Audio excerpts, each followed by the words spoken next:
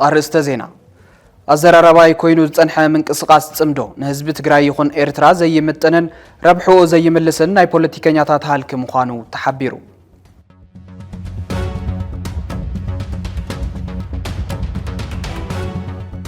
مواصو هزب تجري زمسرت أب تجرين بدك تجرين بزمئزن بوليتيكا ومسرح حنبر دقاويان حيلتات بزخفتو وبر كم زي كونه تجليزو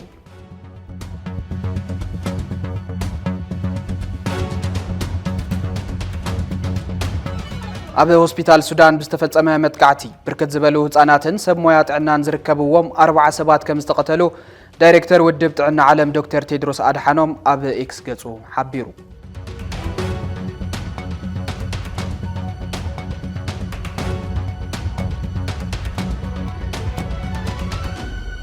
سلام طعنا بلي كبرات تخاتلتنا كاب فنوا أغلغلوت تግራይ TBS تلفزيون نلومي زبلنا يوم زيناتات انه جميرنا لنا نمكتالكم بخبري ندعدمكو زيناتات بمرح حبيركم تصنح دما ناتنايل فلقه نبت فلاماي زينا كنحلف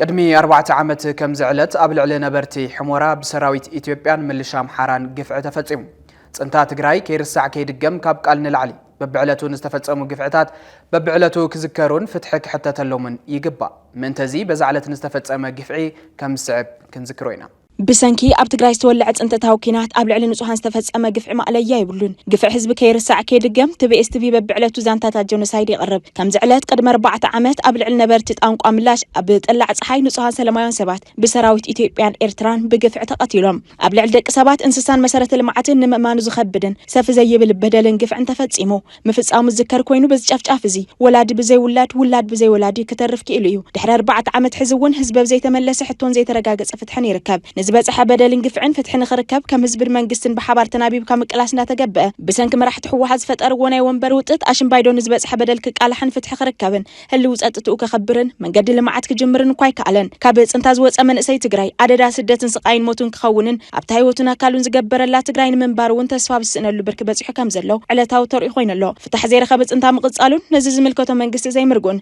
حزب كم حزبي اب زي تدليش اولت اتي ركب مرحتي كابت زلو طروصيوم حزبم فتح كركب كسرحون نزبت حني بصح نزلو بدل زخع سرعت كنقسون سفحت تصاوعتات يقربوا له بفلاش تمزابل حزب كملسن استقرس مريت تግራይ ናብ ሰዋንነቱ ከአቱን በዘይ ዝኾነ ይኹን ቀድመ ኹነት ክጅመር ዘለው ዋኒን ምኻኑ በተደጋጋሚ ዝጥለብ ዘሎ ጉዳይ እዩ ከይርሳዕ ከይድገም ዝብል ቃል ጭርሖ ጥራይ ከይኸውን ኩሎም ዓይነታት ግፍዕታት ክቃልሑን ፍትሕ ክሕተተሎምን በዘይ ምርብራብ ክስራሕ ዝግብኦ ብሄራዊ ዋኒን እዩ ባህልን መንነትን ህዝብ ትግራይ ተዓቂቡን ክኸይድን ናብ ቁጠባን ክቀየርን ትግራይ ዘለዋ ጸጋታት በአግባቡ ምጥቃምን ክንክን ምግባርን የድሊ ተባሂሉ እዚ ዝበለ አቢሮ ባህልን ቱሪዝምን ትግራይ በዓል ሞያ ምልማዕ መስሕባት ጎይቶም ገብረ ሚካኤልን ተኸውን ዓመታዊ ክብረ በዓል አቡነ ገሪማ ኣብ ዝተኸበረሉ እዋን እዩ ገዳም አቡነ ገሪማ ኣብ ዞባ ማእኸል ወረዳ ዓድዋ ዝርከብ ገዳም ኮይኑ ኣብ ሻድሻይ ክፍለ ዘመን ከም ዝተመስረተ ናብቲ ገዳም ዝተጓዓዘ ጉጅለ TBS ጸብጺቡ ጥንታዊ ታሪኽ ዝሓዘ ገዳም ናብ ዘመናውነት ሙዚየም ክሰጋገርን ባህልን ቋንቋን ህዝብ ትግራይ ዝራኣየሉ ንምግባር ሰፋሕቲ ጻዕርታት ከም ዝጠልብ ጎይቶም ገብረ ሚካኤል ሓቢሩ ዝርዝር ኣለና ትግራይ መቦቀለት ጥንታዊት ስልጣነ እያ ነዊሕ ዘመን ዘቁፀሩ ባህላዊ ተፈጥራውን ታሪኻውን ሓድግታት ዝወነነት በዓል ጸጋ ትግራይ ኣብ ጽንታ ኣትያ ኣብ ልዕሊ ገዳማታን መስጊዳታን ዕንወት በፂሑ እዩ ባህልን መንነትን ህዝብ ትግራይ ከይሃሰስና ብቐጻሊ ወለዶን ምስግጋርን ድማ ቢሮ ባህልን ቱሪዝምን ምስ ካልኦት መዳርግቲ ኣካላት ብሓባርና ሰርሐን ቁልጡፍ ለውጢ እናምፀን ምዃኑ ኣብ ዘሰናዶ መድረኻት እንትሕበር ይድመጽ ካብቶም ኣብ ትግራይ ዘለዉ መስሕባት ሓደ ገዳም አቡነ ገሪማ ኮይኑ ኣብ ዞባ ማእኸል ወረዳ ዓድዋ ዝርከብ እዩ እዚ ገዳም ኣብ ሻድሻይ ክፍለ ዘመን ብኢድ አቡነ ገሪማ ዝተደኮነ ገዳም ኮይኑ ዝተፈላለዩ ናይ ግእዝ መጽሓፍትን ስእልታት ኣድህኖን ዘለዎ ገዳም እዩ እቲ ገዳም ተፈጥራውን ታሪኻውን ባህላዊ ሓድግታቱ ብዘበናዊነት ዝተዓጀበ ብዘይ ምዃኑ ናይ ሙዚየም ስታንዳርድ ሓልዩ ፍልፍል ሃወፅቲ ኮይኑ ምምጽኡ ይግለጽ ሕዚ እቶም ቅርስታት ኣብ ሓደጋ ከም ዘለው ኣብ ቢሮ ባህልን ቱሪዝምን ትግራይ በዓል ሞያ ምልማዕን መስሕባትን ጎይቶም ገብረ ሚካኤል ገሊጹ ኣብዚ ግዝያዊ ሙዚየም እዚ በዓሎም መንገዲ ሰርሕዎ ሙዚየም እዩ ከም ሙዚየም ዝግልገለሉ ዘለው ናይ ንዋየ ቅዱሳን ታሪኻውን ዝኾኑ ናይ ቅዱሳን ተዓቂቦም ወይ ተቐሚጦም ዝርከብሉ ቦታ እዩ ከም ንሪኦ ዘለና እዚ ቦታ እዚ ብዙሓት ታሪኻውያን ናይ ዝተፈላለዩ ነገስታት ንዋየ ቅዱሳን መገልገልቲ መሳርሕታት ናይቶም ነገስታት ዝነበሩ ብርክት ዝበሉ መሳቐላት ጽንሃታት መጽሐፍታት ብራና ከም ዘለው ንርኢ ኣለና ተቀማምጦም ከም ትንሪኡ ዘለና ብጣዕሚ ዝሕዝን ናይ ሙዚየም ስታንዳርድ ዘይሓለወ ወይ ድማ ናይቶም እዚኦም ንዋየ ቅዱሳን ዕድመ ዝሕፅር አቀማምጦም ብጣዕሚ መሕዘኒ ብዝኾነ መልክዕ ብምክንያት ጽበት ቦታ ሙዚየም ድማ ዓርሱ ዝኸኣለ ስታንዳርድ ዝኾነ ሙዚየም ብዘይምህላው እቶም ቅርሳትና ኣብ ሓደጋ ከም ዘለው ምርኣይ ይከኣል እዩ ኣብ ትግራይ ዘለው ጥንታዊ ገዳማት ነናይ ባዕሎም ፍልይ ዝበሉ ቅርሳትን ተሃለውዎም አቀማምጦምን ኣተሓዝኦምን ዝሓመቐ ምዃኑ ስዒቡ ንቐጻሊ ወለዶ ኣብ ምስግጋር ጸገም ይኸውን ከም ዘሎ እቲ በዓል ሞያ ይብርህ ስለዚ ካብዚ ንርድኦ ነገር እንታይ እዩ እዚ ገዳም እዚ ከምቲ ዘለዎ ዓይነት ቅርሳትን ዓይነት ዝበለፀ ዓይነት ሙዚየም ከም ዘድልዮ ብደንብ ዘመናዊ ዝኾነ ሙዚየም ከም ዘድልዮ ምርዳእ ይከኣል እዩ ካብዚ ካልእ መንገዲ ምርኣይ ዝከኣል ግን ኣብ ትግራይ ዘለው ገዳማት ከምዚ ዓይነት ግዝያዊ ዝኾነ ሙዚየማት ድማ ክህልዎም ይግባእ ማለት እዩ ኣብ ዝተፈላለዩ ናይ ትግራይ ቦታታት ክንከይድ ከለና ገዳማት በተለይ ጥንታዊ ዝኾኑ ገዳማት ናይ ባዕሎም ዝኾነ ቅርሳት ኣለዎም ነገር ግን አቀማምጦም ካብዚ ብዝበለፀ ከዓ ብዝሓመቐ መንገዲ ዘቐመጡ ምዃኖም ምርዳእ ይከኣል ምርኣይ ንኽእል ኢና እዚ ተወለድና ብናይ ባዕሎም መንገዲ እቶም ቅርሳትና ንኽዕቀው ንኽተሓዙ ንቐጻላይ ወለዶ ከመይ ከም ዝመሓላለፉ ናይ ባዕሎም መንገዲ ናይ ባዕሎም ታሪክ ሰሪሖም ኣለዉ ናይ ቀጻላይ ትውልድ ግን ናይ ባዕሉ ዝኾነ ዓሸራ ከብርክት ኣለዎ ስታንዳርድ ዝኾነ ሙዚየም ሃኒፁ ንቐጻላይ ሓደ ናይ ቱሪዝም መስሕብ ዝኾነሉ እዚ ሙዚየም እዚ ከዓቢ ዝተፈላለዩ ኣካላት ድጋፍ ክገብሩ ዝምልከቶም ኣካላት እውን ብደንብ ክሰርሕሉ ይግባእ ዕድመ ንዋየ ቅድሳት ንክቕጽል ቢሮ ባህልን ቱሪዝምን ዝከኣሎ ከም ዝገብርን ዝምልከቶ ከሉ እውን ሓገዙ ከጠናኽር ይግባእ ዝበለ ጎይቶም ሕድሕድ ገዳማት ከምቲ ሕዚ እቶም ኣቦታትና ናይ ባዕሎም ግዝያዊ ሙዚየም ሰሪሖሞ ዘለው ከምዚ ዘይብሎም ገዳማት ከዓ ከምዚ ግዝያዊ ዝኾነ ኣተሓዛ ንኽህልዎ እቲ ዕድመ ናይቶም ንዋየ ቅዱሳን ንኽቕጽል ናብ ታሪክ ንኽመሓላለፍ ክስርሐሉ ይግባእ ከም ቢሮ ግን ቀጻላይ ዓበይቲ ዝኾኑ ሙዚየማት ብምህናጽ ቀጻላይ በጀት እንድሕር ዝርከብ ኮይኑ መንግስቲ ሓገዝ ዝገበር ተኾይኑ ናብ ዓበይቲ ሙዚየማት ዝተኣኻኸብሉ ሓደ መንገዲ ክኸውን ይግባእና ነዚ ድማ ናይ ኩሉ ምትሕብባርን ናይ መንግስቲ ከዓ ደጋፍን የድሊ ድሕሪ ስምምዕ ውዕል ፕሪቶርያ ቀልጢፎም ናብ ስራሕ ዝኣተውን ኣብ ምንቃሕ ቱሪዝም ዕዙዝ ግደ ይፃወት ካብ ዘሎ ሓደ ቢሮ ባህልን ቱሪዝምን ተጠቃሲ እዩ ኣዘራረባይ ኮይኑ ዝጸንሐ ምንቅስቃስ ጽምዶ ንህዝቢ ትግራይ ይኹን ኤርትራ ዘይምጥንን ረብሑኡ ዘይምልስን ናይ ፖለቲከኛታት ሃልኪ ምዃኑ ተገሊጹ ቅድም ክብል ብገለ ሰራሕተኛታት ፕሮፓጋንዳ ሓይልታት ኣስመራን ቤት ጽሕፈት ሕወሓትን ዝተጀመሩን ድሒሩ ድማ ፖለቲካዊ መራሕቶም ድጋፎም ዝሃቡሉን ምንቅስቃስ ርክብ ህዝቢ ንህዝቢ ንዕንብበለና እንትብሉ ይድመጽ ኣብዚ ዙርያ እዚ ዘዘራረብናዮ ተጋዳላይ ሃይለማርያም አብርሃ ፍልፍል እቲ ጸገም ኣለሻ ፖለቲካዊ መዝረ ምዃኑ ምስ ሓበረ ትግራይ ካብ ዘላቶ ጸገም ክትናገፍ እትኽእል እትህልው መድረኽ መንእሰይን ትርከቦ ጥራሕ እዩ ክብል ሓቢሩ ዝርዝር ኣለና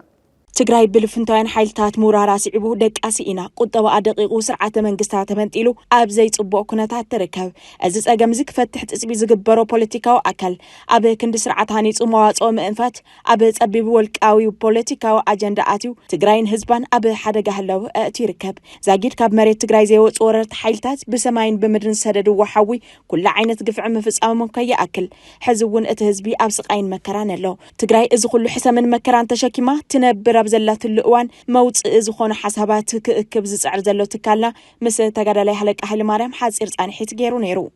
ትግራይ ዘላትሉ ሁነታት ብጣዕሚ ኣብዚ ሕዚ ግዜ ኣብዚ ሕዚ ሰዓት ወላ ኣብዚ ሕዚ ግዜ ብጣዕሚ ሕማቅ ኩነታት ኣለና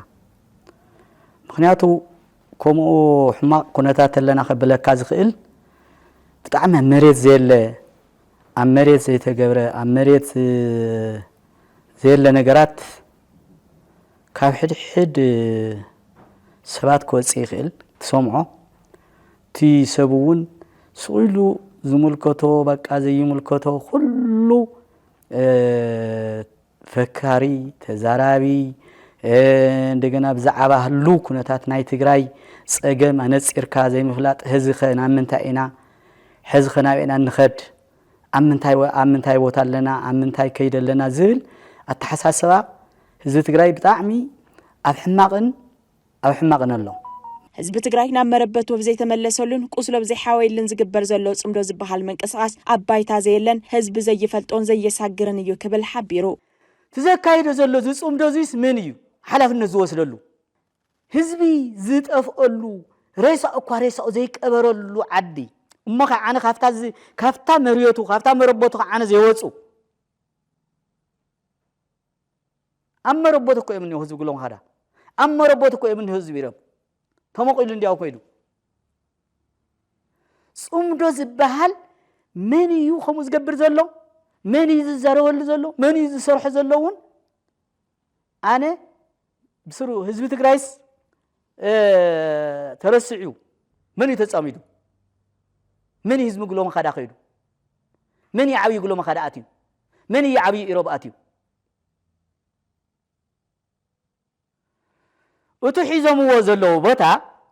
እቱ ሒዞምዎ ዘለው አፍቱ ቦታ ስለ ዘለው ነተው ዘለ ትግራይ ገዲዶም ከተው ይኽልዮም ንህዝብ ግሎም ኻዳ ይውክል ንህዝብ ኢሮብ ይውክል ንህዝብ ዓጋመ ይውክል ህዝብ ማ ይነብዕሎ እንታይ ኮን ከተርእየና አኻ ጾም ይሓድረሎ ይመውተሎ ብረሃብ እታ ዝረኸባውን ሰላም ጎይሩ ንኸይነብረላ አምኑ ዋጽንዮ እንታይ ኮን ክወርደኒ ጽባሕና ተባለ እናተ ሓነቀ ይጠፈአሎ ይጭወሎ ምን እሰይ ይጭወሎ ይጠፈአሎ ካብ ዓድግራት ከይተረፈና ተጨወየ ይኸደሎ ነዚ እቲ ጽምዶ ክፍት ገይሮምሉ ምክንያቱ ተዓድ ሒዝዎ እንዲ ዘሎ ኢሳያስ ሒዝዎ ዘሎ አይለቆቆን እቶፍትሩ ስማ ሓዝኻ ዓነስ መንእሰይና ይጭወሎ ህዝቢ ይጠመሎ ህዝቢ ይረግፈሎ ትጽምዶ ዘይ መሬት ዘለ ጽምዶ እዩ ሕሸት እዩ እቲ ወሃብ ርእቶ ትግራይ ናብ ንሙር ክትምለስ አብ ፖለቲካ ትግራይ ዘሎ ጸገም ብህድአት ክዕረይን ትግራይ ብመንእሰይ ወለዶ እትምርሐሉ ዕድል ክመቻቸወላን ከም ዝግባእ የብርህ ትተሪፉ ዝንዮ ናብ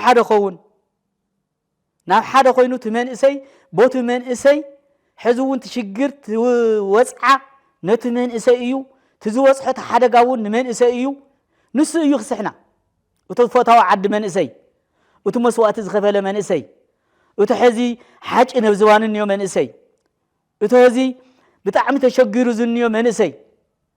ሕሽክርና ወጊድ ክለሎ ሕሽክርና ወጊድ ሕወሓት ክልተ ይከፈሉ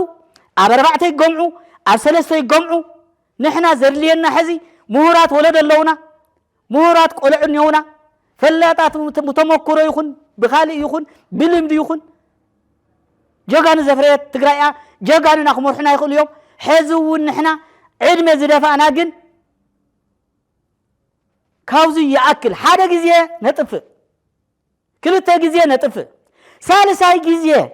ሕዚ ሳልሳይ ጊዜስ ክነጥፍእና ዝሕና እንተ ዘየሊና ንሕና እንተ ዘይመሪሕና ያዛ ትግራይ ትበሃል ጠቕላላ የላን ከመይ ናበይ ምን يحلف بانت منسي حو ዝጨነንዮ መንእሰይ ኣብ ትግራይ ኣብ ሕሉፍ ክልተ ዓመት ዝተሓንሸሸ ብሄራዊ ዓቕሚ መሰረታዊ ሕቶታት ህዝቢ ከይምለስ ካብ ምግባሩ ንላዕሊ ኣብታ ብሄር ሓደጋ የስዕብ ከም ዘሎ ተገሊጹ ጸገም ትግራይ ብሰላማዊ መገዲ ንምፍታሕ ዝግበር ዘሎ ጻዕሪ ትካላትን ውልቀ ሰባትን ገዛእ ቦታ ክረክብ ጠንኪርካ ምስራሕ ኣድላይ ምዃኑ ይሕበር ኣሎ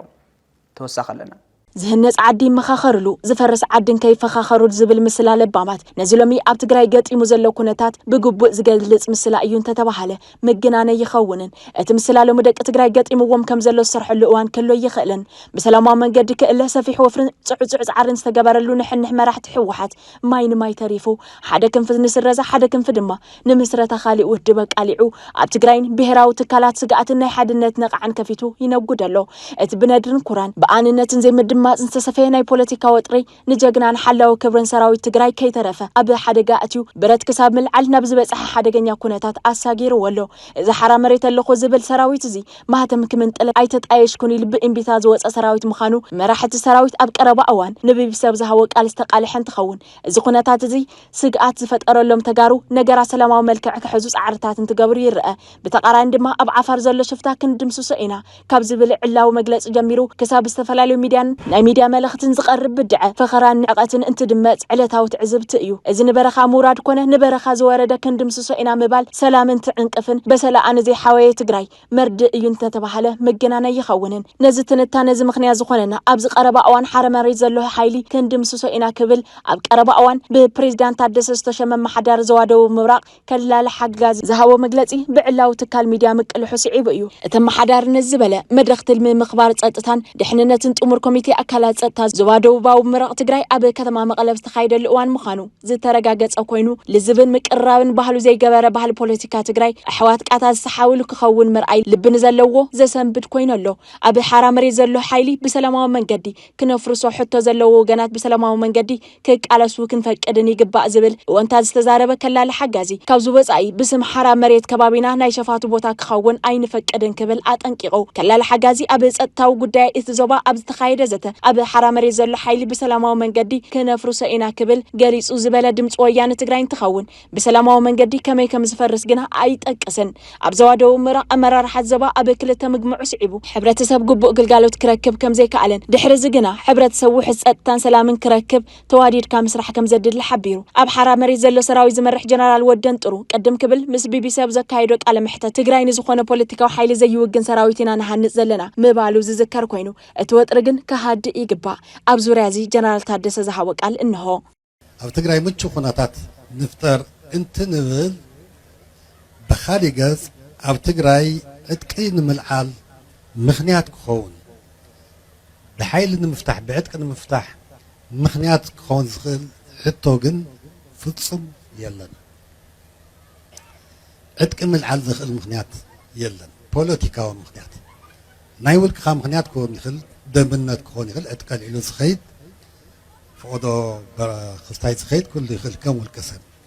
ከም ፖለቲካዊ ምኽንያት ዕጥቂ ምልዓል ዝኽእል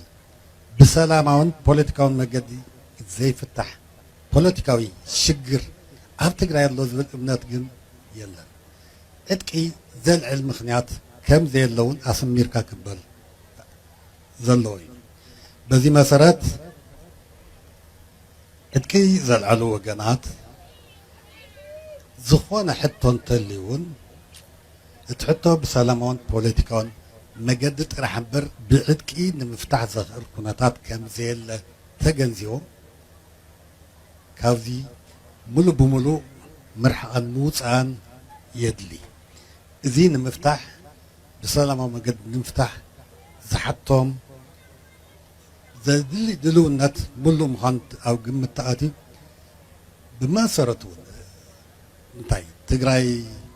ንትግራይ ትግራዋይ ንትግራዋይ ዓይነት ዝተሃወሰሉ ኣብ ታሪክ ምናልባት በጋጣሚ ተረኣያ ንብረት ድሕሪ 89 ዓመት ዘጋጠመት ንምድጋም ዝግበር ዘሎ ፃዕሪ ንታሪክና ንክብርና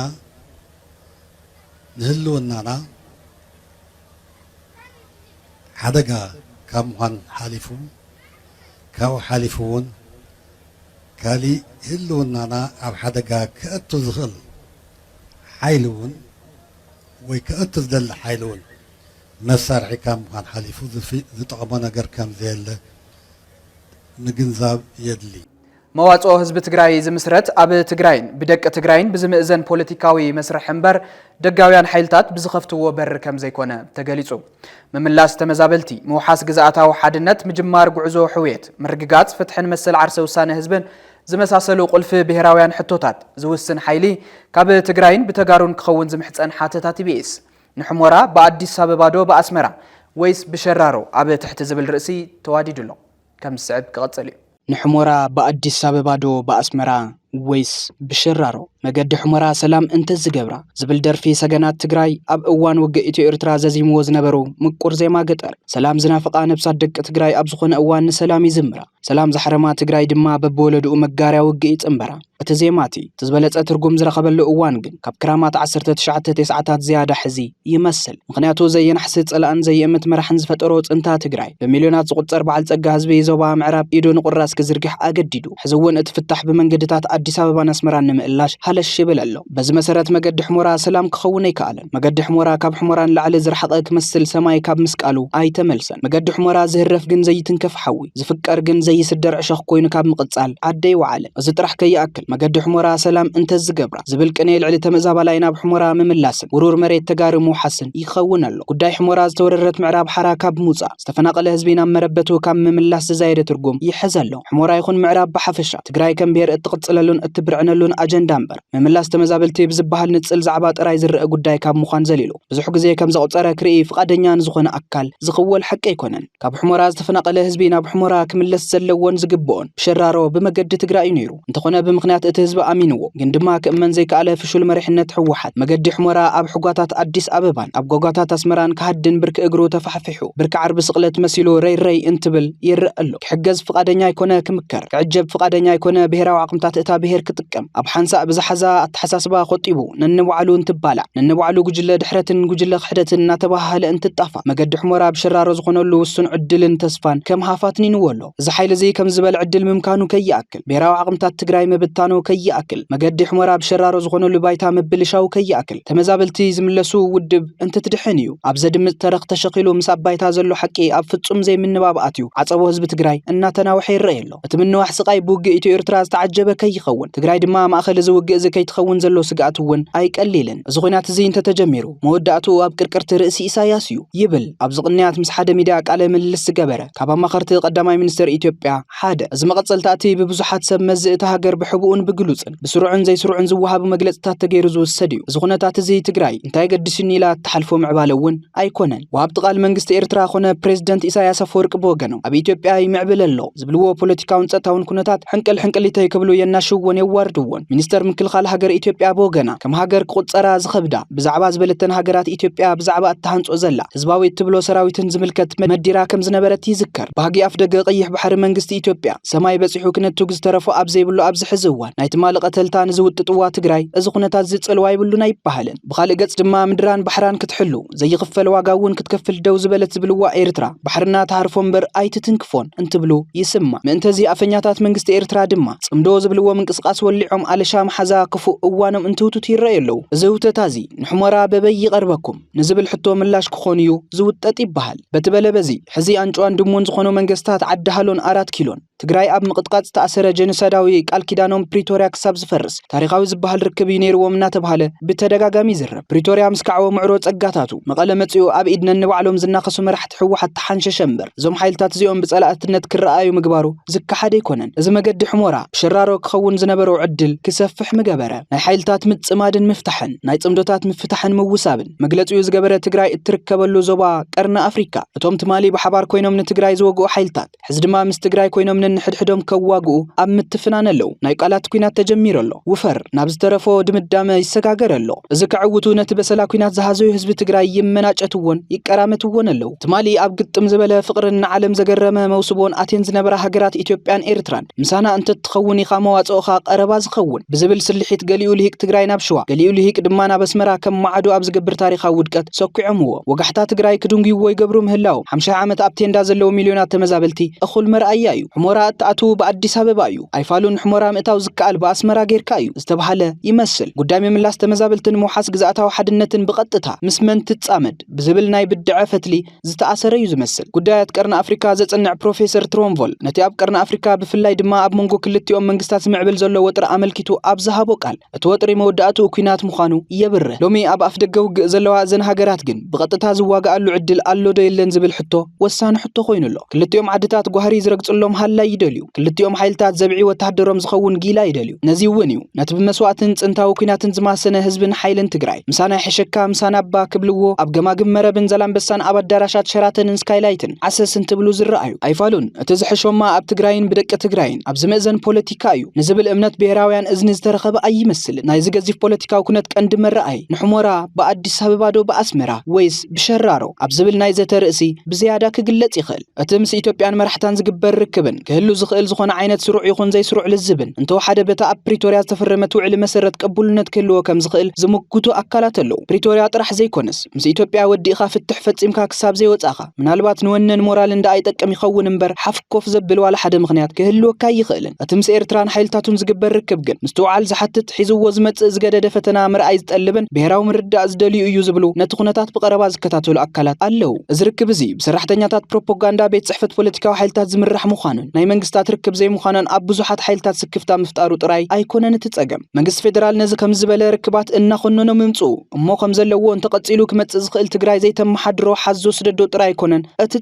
እትጸገም ነቲ ቅቡልነት ዘለዎን አንተብኡ እውን ክህሉ ዝነበሮን ርክብ ህዝብን ህዝቢ ዝኸልፍ ምዃኑ እዩ ኣሕዋት መረብ ማዕዶን ኣምብስተገለባን አልካ ሓደርካ ንክበሃሉ ፖለቲካዊ ፍቃድ ናብ ዘድልየሉ ደረጃ ምውራዱ ካብቲ ዝነበረ ዝገደደ ኩነታት ናይ ምፍጣሩ ምልክት ተገይሩ ዝውሰድ እዩ ልዕሊ ኩሉ ግን ጽምዶ ዝደለየ ሓይሊ ካብ ዝሓዞ ናይ እንዳማቱ ቤት ዘይወጽእ ፍቅሪ ህዝብታት ዝደሊ መንግስቲ ወሪሩ ካብ ዝሓዞ መሬት ዘይወጽእ ሰላም ዝደሊ ሓይሊ ምክልኻል ኣብ ኣክሱምን ተንቤንን ኣብ ደንገላትን ውቅሮን ኣብ ዘላምበሳን ዛናን ወዘተ ዘፍሰሶ ንጹህ ደም ተጋሩ ይቅረታ ዘይሓት ዝብሉ ሕቶታት ሸለሊልካ ዝሕለፉ ሕቶታት ኣይኮኑን እዚ ሕዚ ዝግበር ዘሎ ርክብ ብስምዒትን ፖለቲካዊ ነድርን ዝምራሕ ሕግን ስርዓትን ዘይኽተል ብሔራውን ህዝባውን ምርዳእ ዘይተፈጠረሉ ምዃኑ ካብቲ ኣብ 2010 ዓመተ ምህረት ዝተገበረን ፍቅሪ ስዒሩ ዝብል ዜማ ዝተዘየመሉን ዶብ ጣሓስ ናይ ሰላም ዜና ብምንታይ ይፍለ ዝብሉውን ብዙሓት እዮም 2010 ዓመተ ምህረት ኣብ ዘላምበሳ ዝነበረ ስምዒት ቀልቢ ዓለም ዝስሓበ ንብዙሓት ዘገርም ናይ ሰላም መድረኽ ምንባሩ ሓደ ነገር ኮይኑ ኣብቲ እዋን ንሱ ዝለዓሉ ዝነበሩ ሕቶታት ግን ሕዝውን ምልዓሎም ኣይተረፈን እቶም ናይ ሻቡ ሕቶታት ከመይ ቅቡልነት ዘለዎም ሕቶታት ከም ዝነበሩ ድሕራይ ዘላምበሳ ኮነ ራማ ባድመ ኮነ ኦሞ ሓጀር ግጥም ምስ በለ ስምዒት ዝመርሖን ንግዚያዊ ፖለቲካውን ሃልክታት ዝተሰርዐን ጽምዶ ኣፈራርሱኡ ናይ ኳና ምዃኑ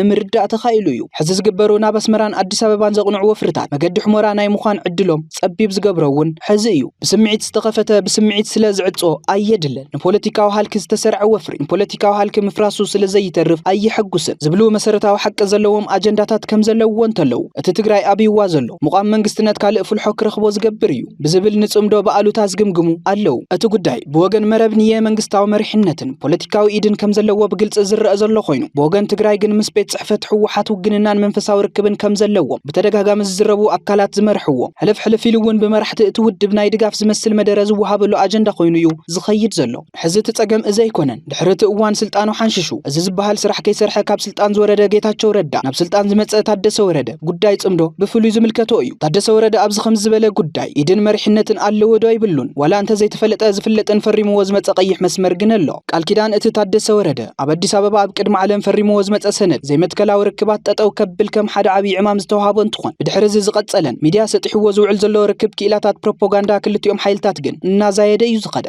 እዚ ሕዚ እውን ብኸብዱ ይኸይድ ንዘሎ ተፋሓኻይ መንግስትነት ታደሰ ወረደ እንታይ ጽልዋ ይፈጥር ግልጽ እዩ መንግስት ፌደራል ዘይፈልጦ ርክብ ጠጠው ብል ዝበሎ ዝሸሙ ኣካል ኣሎ እዚ ከይገበረ ምስተረፈ ክፍጠር ዝኽእል ሰሓቦ ጉጠጦ ትግራይ ትስከሞዶ እዩ እቲ ቀንዲ መተሓሳሰብ ዛዕባ ኣብ እዋን ጽንታዊ ኩናት ትግራይ ሓይሊ ኤርትራ ኣብ ትግራይ ኣያተወን ክብል ዝካታዕ ዝነበረ ኣምባሳደር ዲና ሙፍቲ ሎሚ በጽሑ ኤርትራ መሬት ኢትዮጵያ ለቂቃ ክትወጽእ ጻውዒት ዘቕረበ ኣብ ዝቕንያት ኮይኑ እቲ ጽምዶን ይኹን ዘይጽምዶ ብቐጥታዊ ምስ ጎነጽ ክልቲአን ሃገራት ተኣሳሰር ከም ዘሎ መርኣያ ኮይኑ ኣሎ ዲና ሙፍቲ ኾነ እቲ ሕዛብ መሬት ትግራይ ኣሎ ዝበሃል ዘሎ ሓይሊ ኤርትራ ሕዚ ብህይወት ናይ ዘየለ 1 ሚልዮንን ልዕሊኡን ህዝቢ ተሓተቲ ምዃኖም ዘረስዕ አጀንዳ ካብ ትግራይን ተጋሩን ካብ ባዕሎም ይወሃቦም ኣሎ ቀቲልካዮ እውን ዝሓቅፎካ በድልካዮ እውን ይቅረታ ዝሓተካ ኣቁሲልካዮ እውን ዘመስግነካ ፖለቲካዊ መሪሕነት ሕወሓት ኣብ ሕቁፊ ቀተልቱ ዕኒኒ ዘብሎ ምኽንያት ንዝኾነ ርትዓዊ መርኣይ ዘለዎ አካል ርዱ ኣይኮነን በትበለ በዚ ዕድል መገዲ ሕሞራ ኣብ ሸራሮ ከይምስረት ናብ ዝገብር ምዕራፍ ትሰጋገር ኣላ ዝስጋእ ዘሎ ሓደ መሰረታዊ ነጥቢ ኤርትራ ሃለዋታ ንምርግጋጽ ኢትዮጵያ ኣብ ታሪኻ ዝጋረረ ጻምእ በር ባሕሪ ንምርዋይ ኣብ ዝገብርኦ ጉታ ገመድ ቦታ ትግራይ ቦታ ኩናት ከይኸውን ዝብል እዩ ከምቲ ትሮምቮል ዝበሎ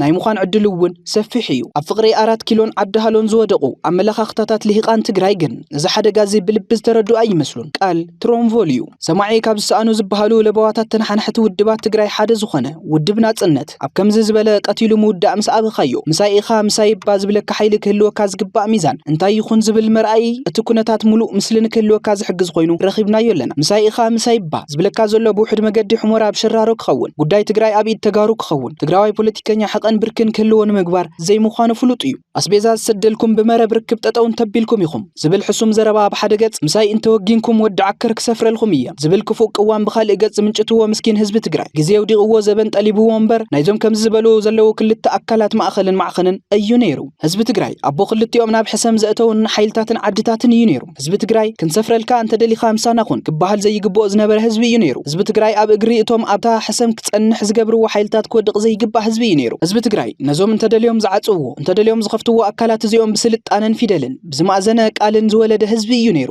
ግን ቃንዛእታ ዝቆረጽዎ እግሩ ከይቀምረረ ከም ሳዕሪ እናርኣኻ እትሓርሱ ኣባይ ብዕራይ ክራንች እናርኣዩ ናባይባ ምሳይባን ትብልዎ ንብዙሓት ድቃስ ዝኸልአ ነገር ኮይኑሎ በቲ በለ በዚ ውድብ ናጽነት ትግራይ ከምዚ ዝበለ ኩነታት ህዝቢ ትግራይ ብዝተገበጠ መንጎኝነት ማለት እውን ካልኩሌትድ ኒውትራሊቲ ክሓልፎ ከም ዘለዎ ይሕብር ተገበጠ መንጎኝነት ማለት ካብ ማእኸል በልዓትኻ ዝሓሸ በልዓ ዘይምምራጽ ይሓውስ ኣብ መንጎ ሓረድትኻ እቲ ዝበለጸ ሓራዲኻ ዘይምምራጽ ይውስኽ መፍትሒ ናይ ጸገማትካን መዋጽኦ ናይ ጸልማትካን ኣብ ባዕልኻን ኣብ ብርክኻን ብምግባር እውን ይደሊ መፍትሒ ናይ ጸገምካን መዋጽኦ ናይ ጸልማትካን ኣብ ባዕልኻን ኣብ ብርክኻን ምግባር እውን ይደሊ በዚ መሰረት ድማ ህዝቢ ትግራይ ኣብ መሰረታዊ ሕቶታቱ ክነክስ ዓለም ዝሃበቶ ጸጋ ፕሪቶሪያ ጸንቂቆ ክጥቀም ፈለማ ከም ክልሉ ቅርጹን ትሕዝቱን ክምልስ እሞ ደው ክብል ይግባእ ጉዳይ ምምላስ ተመዛበልቲ ከም ሓደ ብሄራዊ ሕቶ እኳ እንተወሲድናዮ መገዲ ሕሞራ ብሽራሮ ዝኾነሉ ጨዋ ሕርያ ምኽታል የካትት ብድሕሪዚ እንተስ ብጽምዶ እንተስ ብኻልእ መገዲ ንሃለዋቱን ድሕንነቱን ዝጠቅም ቅዋም ክወስድ ይኽእል እንተዘይ ኮይኑ ካብ ቀይሕ ባሕሪ ጭልፋ ማይ ክጭልፍ ኮነ ቤት መንግስቲ ኣስመራ ሃመማ ከይዓልቦ ክሕሉ ናብ ዘይምልከቶ ጉድ ከኣቶ ይብሉን እዩ እቲ ዘረባ እዚ ብሓጺር ቋንቋ ዝተገበጠ መንጎኝነት ይብልዎ ውድብ ናጽነት ዝተገበጠ መንጎኝነት እምነት ብዙሓት ክሳብ ዝኸውን ሸለውላጋ ክቕጽል ንምዃኑ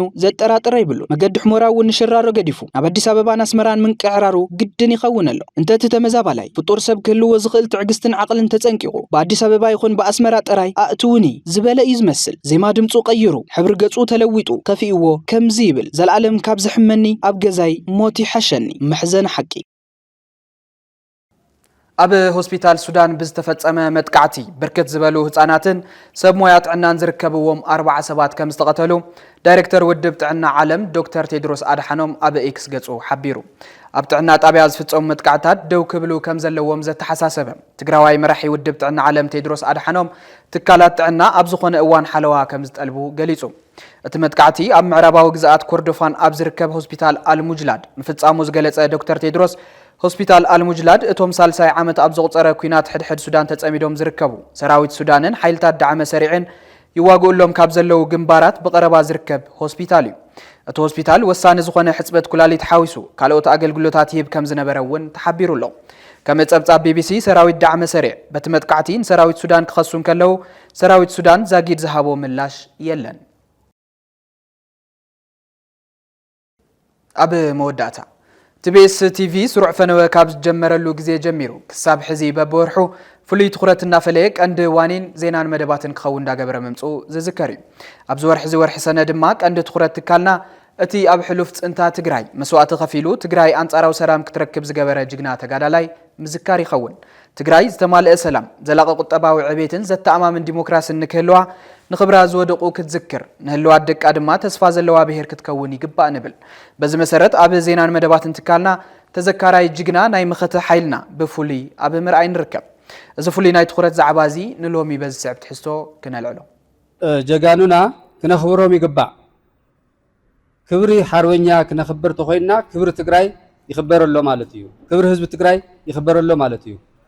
ዝኸፈልዎ መስዋዕቲ ዝኸፈልዎ ኣካል ጉድኣት ብኽብሪ ኢና ኣኽቢርና ኢና ክንሕዞ ዝግባእ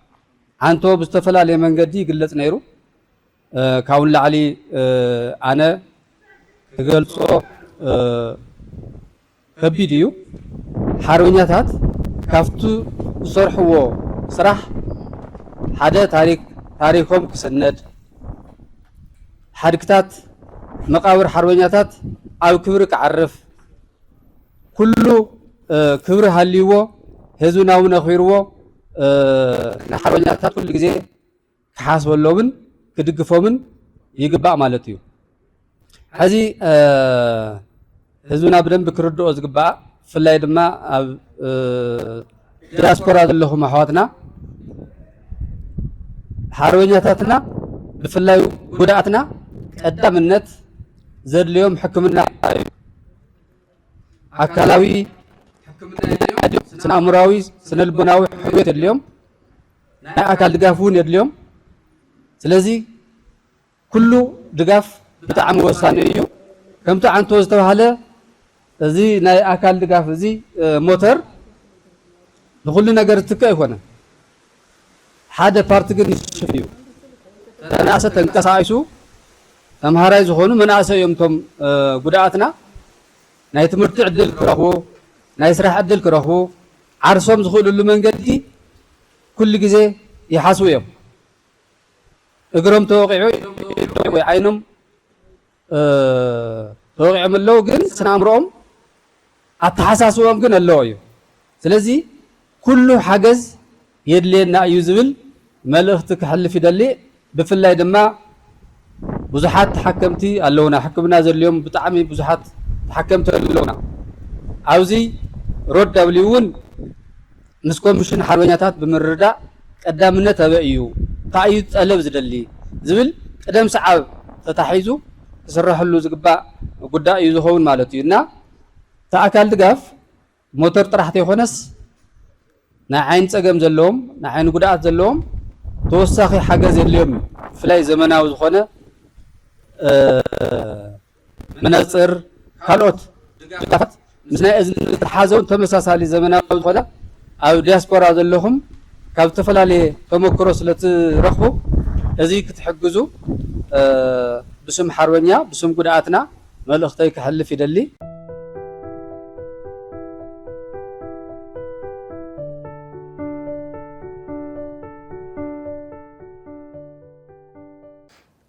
ክቡራትን ክቡራንን ንሎሚ ዝበልናዮም ዜናታት ኣብዚ ኸንቢትና ኣለና ምስ ተረፉ ምድላዋት ቲቢኤስ ቴሌቪዥን ሰናይ ጻንሒት ክኾነልኩም ንምነ